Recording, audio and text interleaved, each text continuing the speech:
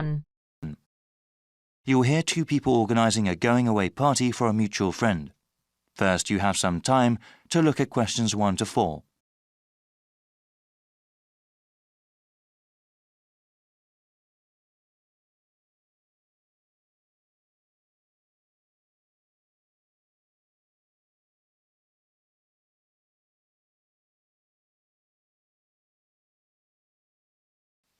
Now we shall begin. You should answer the questions as you listen because you will not hear the recording a second time. Listen carefully and answer questions 1 to 4. Hey Bruce, looks like we got some planning to do for Albert's going-away party, right? There are certainly some things we have to talk about now. Yeah, that's better than doing everything at the last minute. Okay, so I can write some notes as we talk. Sure thing. So, when should we have the party? He goes to Thailand on the 26th of August. Okay, let's have it on the 24th then. Yes, let me see. That's a Friday. That'd be perfect. Now, where should we have it? At a bar or a club? You know, I think he would like something really intimate, nothing too loud. A restaurant would be good. Maybe the Apple Tree Grill? Great place, sounds good. Okay, now we have to think about who to invite. Well, his best friend from college. Sure. And his cousins? Right. Oh yes, his co-workers. Yeah, okay, his co-workers and his boss. Any other people? How about his yoga classmates? He does love yoga, but that might be too many people. I suppose so. I can email and text message the invitations. When should I send them? We should send them out soon, but not too early. How about the 16th of August then? Well, why not give it a few more days? The 13th? All right, I think that's a good time too. Before you hear the rest of the conversation, you have some time to look at questions 5 to 10.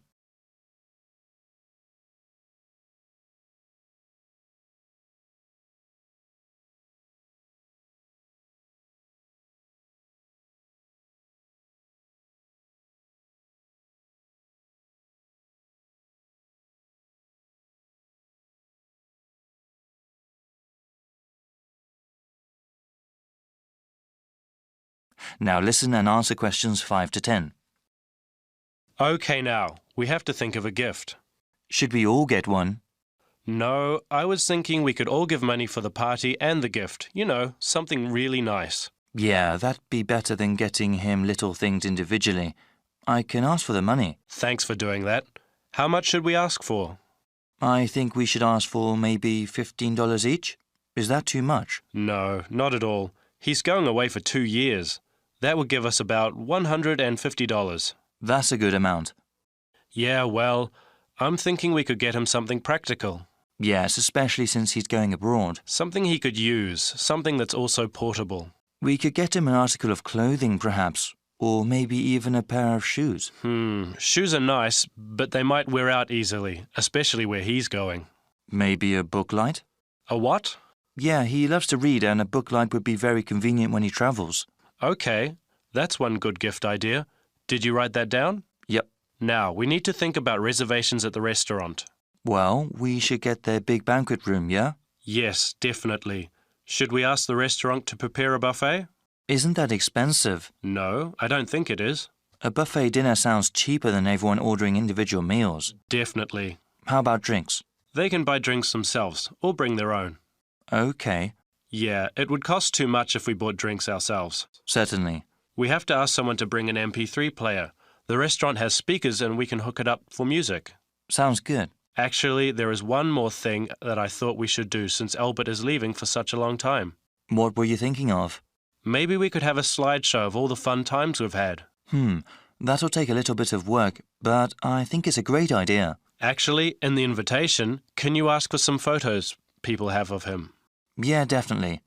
I can scan them or people can send me digital photos they have. All right. I'll tell them when I send out the invitations. Then I can make a little presentation. I can't wait to see his reaction. Yeah, especially that one picture where... That is the end of part 1. You now have half a minute to check your answers.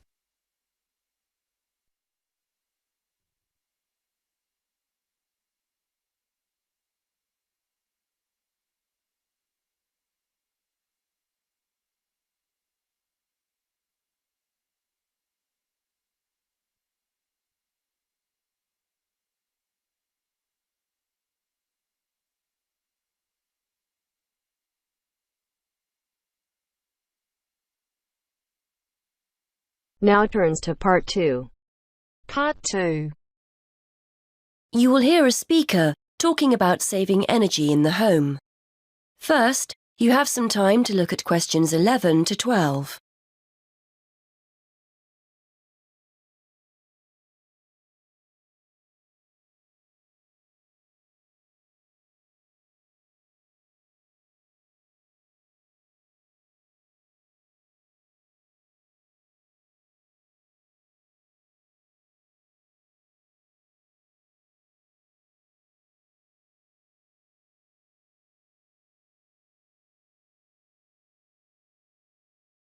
Now listen and answer questions 11 to 12. Many thanks for inviting me along to talk about saving energy in the home. This is a key issue for many people who now find themselves on tight budgets. So today I'd like to spend a few minutes going through some simple tips to help keep those energy bills to a minimum. I'll start with some easy, cheap ideas before talking about more major solutions later. I think we're all aware of the importance of insulating our homes, and although I'd advise you to get it done, I appreciate it can sometimes be inconvenient to have building work carried out. And though they're growing in popularity, having solar panels installed on the roof isn't a cheap enough option for many of us to consider seriously. So what other steps can we take? Well, most people will make a point of turning the heating down when temperatures outside rise, but they ignore other equally useful ways of saving energy when they're making dinner or doing their weekly laundry. Before you hear the rest of the talk, you have some time to look at questions 13 to 20.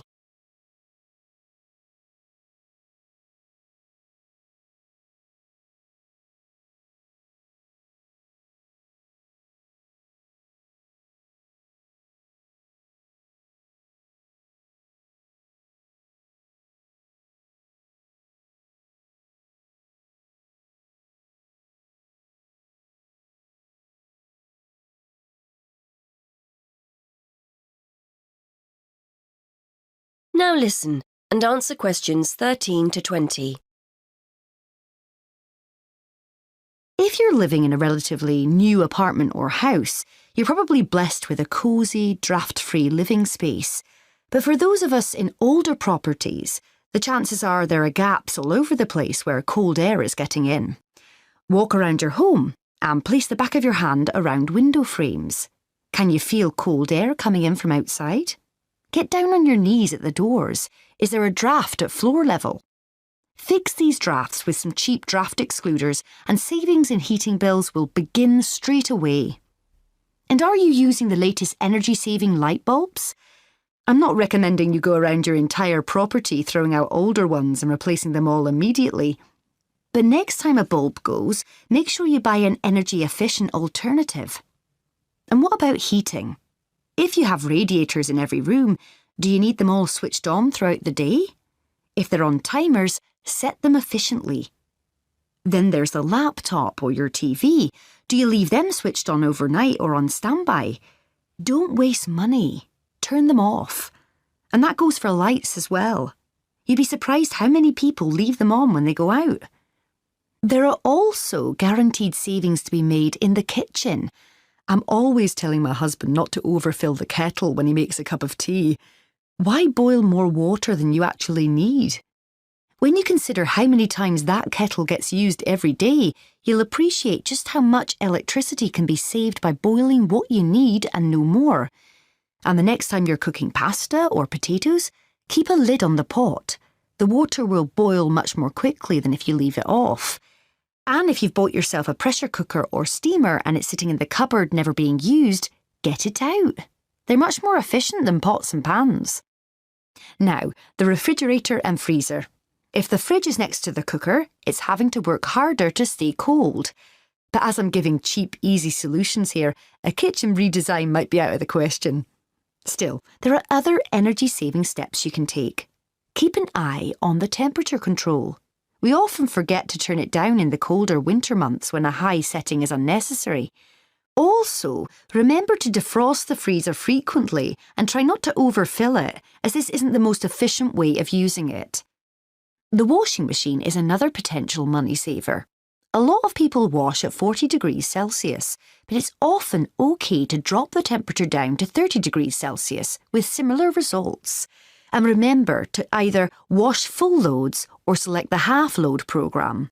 Again, a surprising number of people forget to do this. And is it really necessary to dry your clothes in a tumble dryer?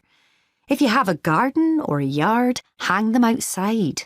Or if you're drying them inside, get yourself a cheap clothes rail rather than hanging things over radiators, which robs you of valuable heat. Now, let's turn to some of the help our local council is offering to householders to save energy. That is the end of part 2. You now have half a minute to check your answers.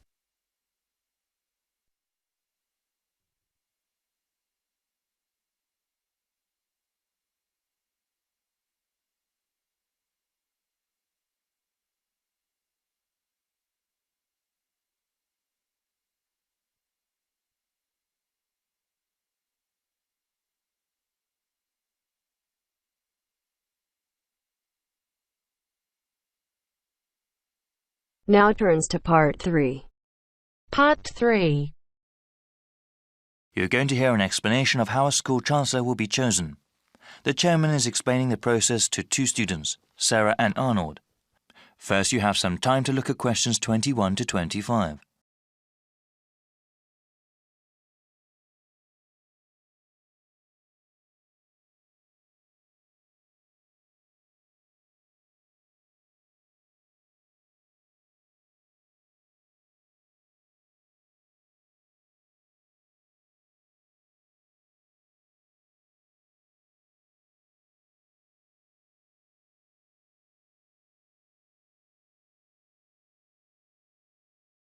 Now listen carefully and answer questions 21 to 25. Good evening, everyone. I hope you've both taken a look at the documents given to you. As student members of the University Chancellor Selection Committee, you will help to select a new chancellor for our university. This person will be responsible for the operations, academics, and budget of the university. Today, I want us to talk about getting feedback from other students and about the selection process. Okay, so what exactly will our roles be? You both are full members of the committee representing the interests of the student body. When we go over the applicants for Chancellor, your votes will count the same as other committee members. The same as other faculty and administrators? Okay. Indeed. It is important to have student input in the selection process. That will be part of your duties as committee members, to talk to the student body and get a feeling for what they want in a new Chancellor. You will report back to me, the committee chairman, and then talk to the rest of the committee. I suggest that you contact the student newspaper and ask them to do some sort of survey. You both can also talk to the heads of various student organisations and gauge their opinions. All right, what sort of questions should we ask? Well, if you know of any issues important to the student body as a whole, you can ask them about that. I know that there was a recent increase in student fees. Since the Chancellor is in charge of the budget process, he or she will certainly be involved with that. But that is one topic that everyone can be asked about. A question about financial issues? Okay. You also mentioned going to different student groups. I was wondering, would that be appropriate? If the Chancellor is the head of the whole university, is it that important to ask the opinions of a smaller individual organisation? Definitely. They may be smaller organisations, but they often represent a wide number of students. It would be in the best interests of the school to have a chancellor that understands the needs of not just the community as a whole, but of the different parts that make up that whole. I see. I guess it would be best to contact the leadership group of each club and group. Yes, actually, that would probably be the most efficient way to get their opinion. Before you hear the rest of the explanation, you have some time to look at questions 26 to 30.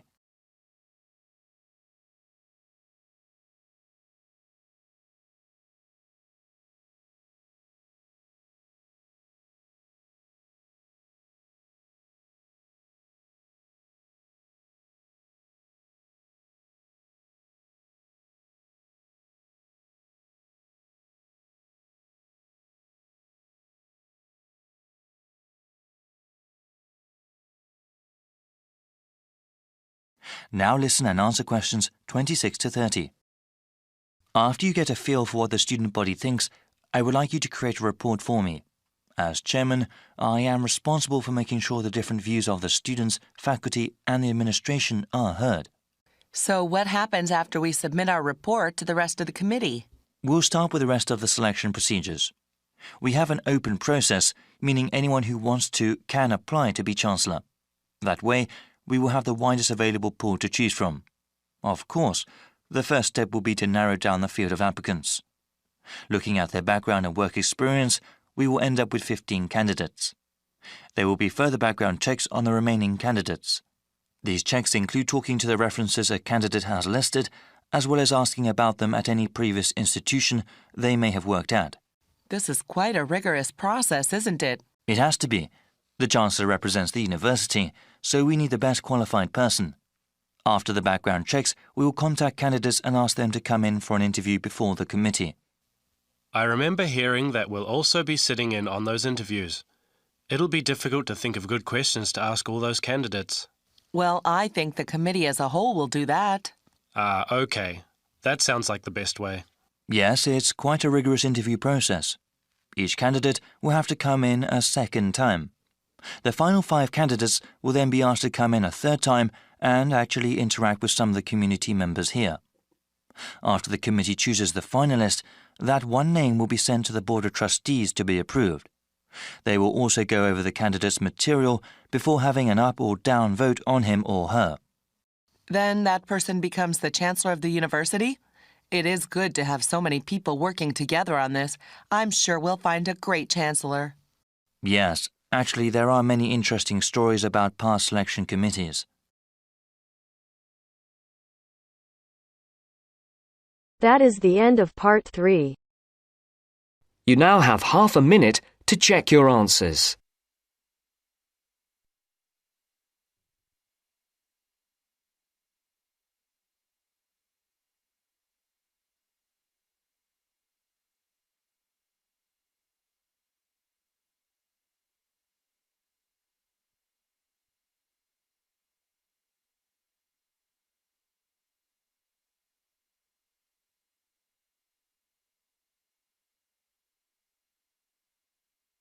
Now turns to part 4. Part 4. You are going to hear a lecturer giving a talk on a type of fundraising for business called crowdfunding. First, you have some time to look at questions 31 to 40.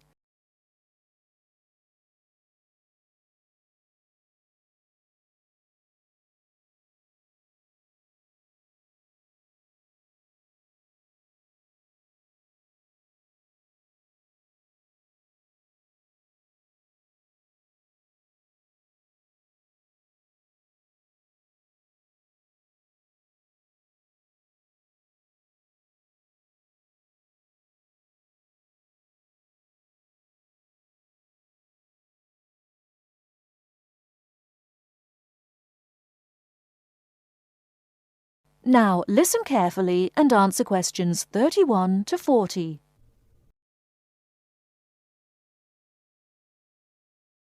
Good morning, everyone. Today we're continuing our look at funding opportunities for small startup businesses. The emergence of social media has given companies the ability to connect with fans and potential customers directly. On the back of the growth in social media, a model of raising finance has emerged known as crowdfunding. This revolutionary way of raising finance began with micro-lending in the 90s. More recently, an equity-based model has emerged that allows people to invest directly in a new company. We're going to examine this in more detail later, but let's turn first to a third model, which I'll term a fan-based model. With this model of crowdfunding, individuals are encouraged to give an amount of money to support the launch of a project or initiative without the promise of any financial return. Instead, there's a reward for donating. This contrasts with the micro-lending model, which would require a return on investment, and the equity-based scheme, which may offer shares. Crowdfunding portals or websites allow the business concerned to present the initiative along with the financial target required. There's a fixed time limit for fundraising, and if the target amount is reached, all donations are paid to the company or individual. Whether it's an author planning to write a new book, an independent film company looking to make a new film, or a technology company with an idea for an app, the person or company needing funding would turn to its fan base for support. This is managed through one of the many crowdfunding online portals that have emerged. Of course, a fan or supporter of a particular initiative is likely to give money anyway. But donation-based crowdfunding will often make donating even more attractive by offering a rewards-based incentive scheme. Let's take a film company, for example, that needs funding for a new film. For a small set donation, the donor might be offered a free ticket to the premiere or a DVD of the film. A larger set donation might be rewarded by the chance to attend a launch event when the film goes live. Those people who make bigger donations could even be offered the chance to meet the cast of the film, whilst the highest level donation could see the person's name mentioned in the film credits. For companies that already have a significant fan base, crowdfunding offers a fantastic opportunity to raise money quickly from a large number of people, each of whom donates just a small amount of money. Compare this to the time and effort that would be needed to sell your idea to investors or your bank manager, particularly in an age when raising finance can be difficult. The company may also have links with partner companies or organizations that run fundraising events. In this case, you can significantly increase participation by working with these organizations to promote your crowdfunding project. Another significant advantage is that you can reach out to your fan base for feedback on the project while it's being developed, thus making the final product more appealing. Crowdfunding enables you to raise awareness of the product at an early stage, thus increasing the potential for sales. With so many people behind you, it can also act as a great incentive to get the best possible product out on time and on budget. However, there are disadvantages to bear in mind. The model can be described as all or nothing. If you don't reach the monetary target required in the agreed time, all promises of donations are cancelled and no money is paid, leaving you back at square one. Should this happen, or still worse, you receive the funding but are unable to come up with the product, not only will your fans end up disappointed, but the portal will record the fact that you failed to reach your target, or that the initiative failed. Fulfilling all the pledges that you've made to people can also be very time-consuming. For example, remembering to send out copies of books or free cinema tickets can sometimes be forgotten in the excitement and frenzy of launching your product. People sometimes forget to factor in the cost of rewards when calculating profit margins. But these can be significant. And finally, if you have a small fan base, for example, you're a new company or have a small social media footprint, raising awareness of your initiative will be challenging. These drawbacks aside, donation-based crowdfunding is a wonderful opportunity for individuals or small startups to raise funds for that exciting new project whilst reaching out and connecting to the people who are most likely to support and promote your work for you. That is the end of part 4. You now have half a minute to check your answers.